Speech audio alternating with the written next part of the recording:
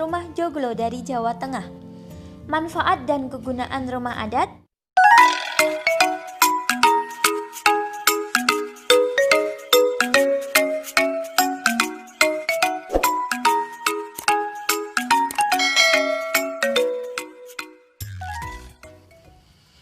Assalamualaikum warahmatullahi wabarakatuh.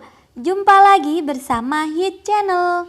Untuk video kali ini kita akan belajar materi kelas 4, tema 6 cita-citaku, subtema 2 hebatnya cita-citaku, pembelajaran 4. Tujuan pembelajaran ini sebagai berikut.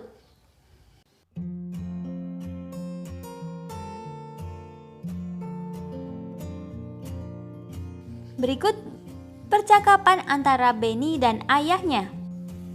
Ayah, jika sudah besar nanti, aku bercita-cita menjadi arsitek seperti teman ayah, Paman Fadli. Apa sih hebatnya menjadi arsitek? Ayah Benny menjawab, Kamu mau tahu? Ayah akan menjelaskan padamu kehebatan seorang arsitek itu. Ayah Benny menunjukkan kepada Benny beberapa bangunan hasil karya arsitek. Yang pertama ada Candi Borobudur. Candi Borobudur merupakan candi Buddha terbesar di Indonesia. Arsiteknya bernama Gunadarma. Candi tersebut amat indah dan megah, dibangun tanpa perekat dan tanpa bantuan alat modern. Tak heran jika Candi Borobudur menjadi salah satu keajaiban dunia. Waduk Jatiluhur. Seorang arsitek juga berperan dalam menjaga lingkungannya. Misalnya, saat bekerja sama dengan insinyur teknik sipil dalam merancang Waduk Jatiluhur. Waduk Jatiluhur adalah kolam besar tempat penyimpan air untuk berbagai kebutuhan. Hasil karya kumpulan arsitek Indonesia ini memiliki banyak kegunaan, di antaranya menampung dan mengalirkan air ke sebuah pembangkit listrik tenaga air atau PLTA sehingga dapat menghasilkan listrik. Waduk juga bermanfaat sebagai penyedia air bersih dan irigasi yang diperlukan untuk mengairi sawah. Waduk ini juga sebagai pengendali banjir.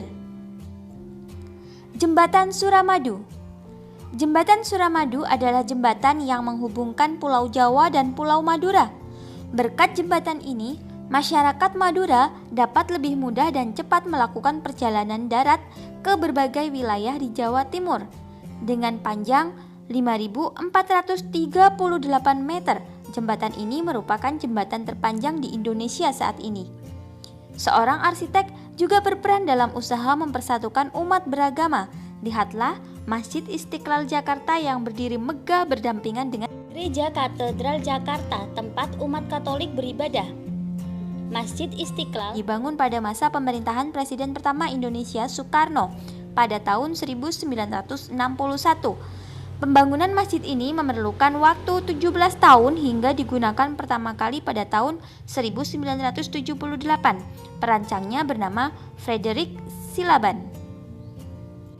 Kehebatan lain seorang arsitek yaitu bisa membuat bangunan yang berguna bagi kehidupan masyarakat. Kemudian, untuk menjadi seorang arsitek, maka harus menempuh pendidikan sarjana atau S1 jurusan Teknik Arsitektur di lembaga perguruan tinggi. Selain itu, seorang arsitek harus memiliki keterampilan, di antaranya arsitek harus mempunyai keterampilan menggambar bangunan, kemudian memahami bidang geometri, matematika, fisika, dan ilmu-ilmu terkait lainnya. Arsitek juga hendaknya kreatif.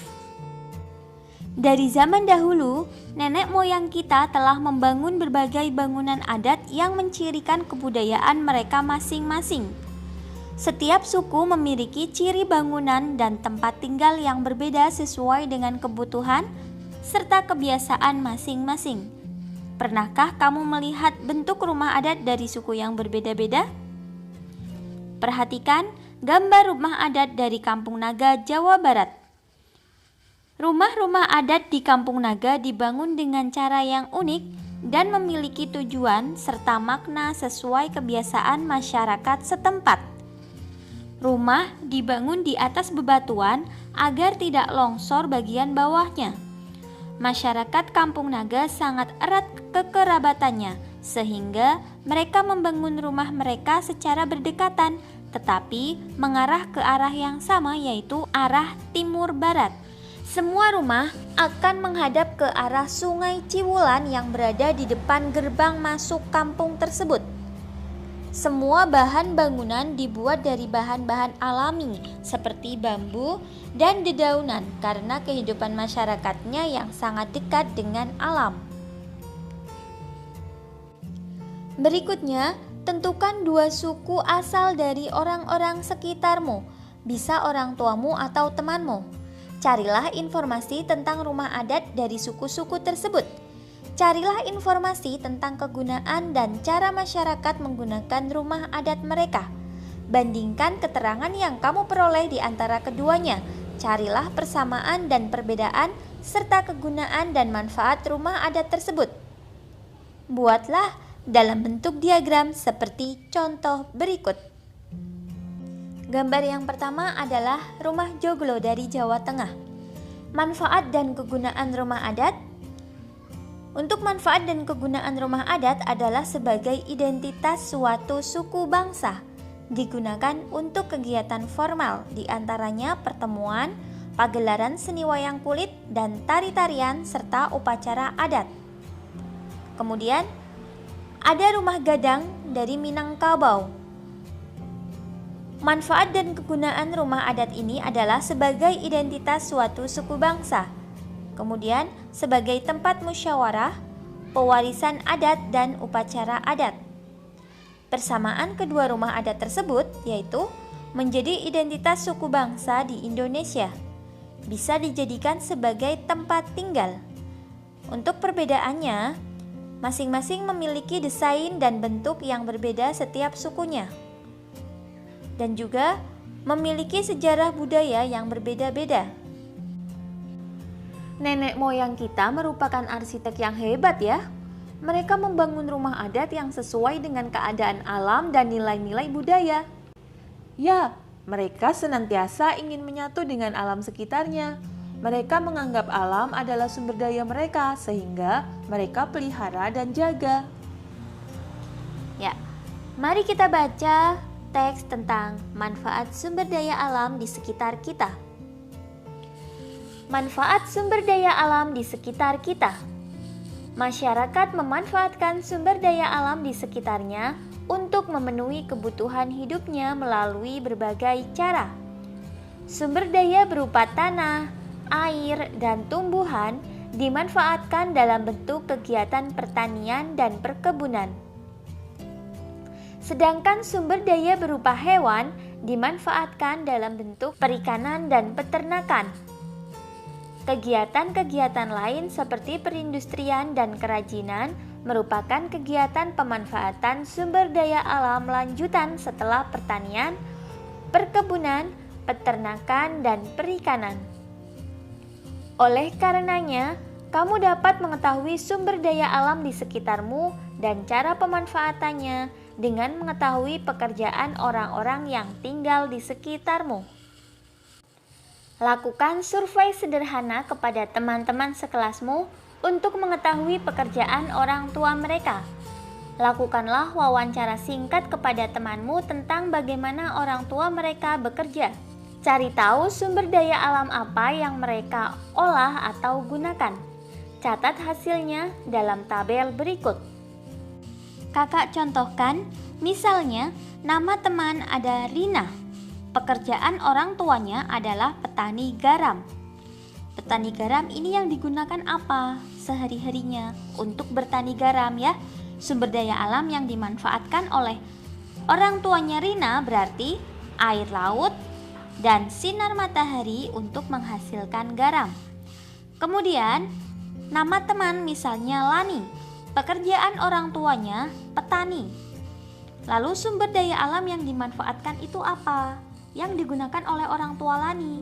Karena orang tuanya Lani adalah petani ya, maka sumber daya alam yang digunakan yaitu tanah ya, tanah yang subur, air untuk irigasi ya, untuk mengairi sawahnya.